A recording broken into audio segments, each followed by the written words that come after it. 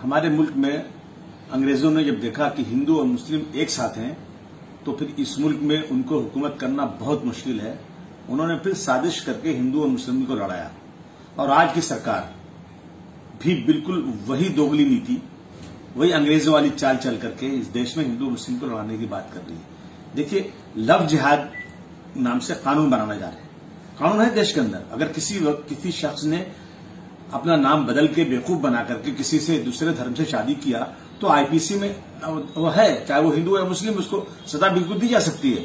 लेकिन यहां लव जिहाद, केरला की हाई कोर्ट में लव जिहाद के नाम से केस चला और केरला की हाई कोर्ट ने कहा कि इस तरह की कोई भी ऑर्गेनाइजेशन नहीं है, बिल्कुल झूठ है, ये इनफरादी तौर पर अपने इंडिविजुअल तौर पर कोई लोग इस तरह करते हैं तो उसके लिए कानून है।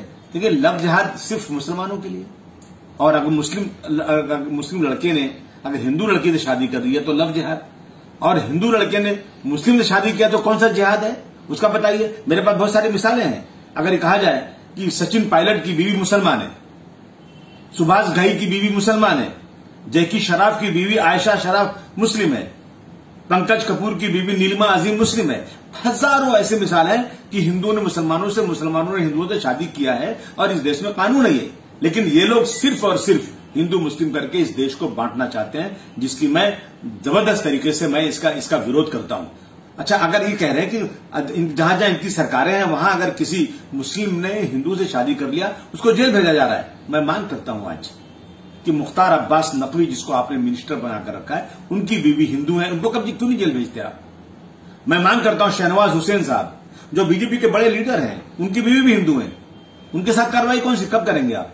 ये इस तरह की दोगली नीति करके आज देश को बर्बादी के कगार पर बीजेपी खड़ा करना चाहती है।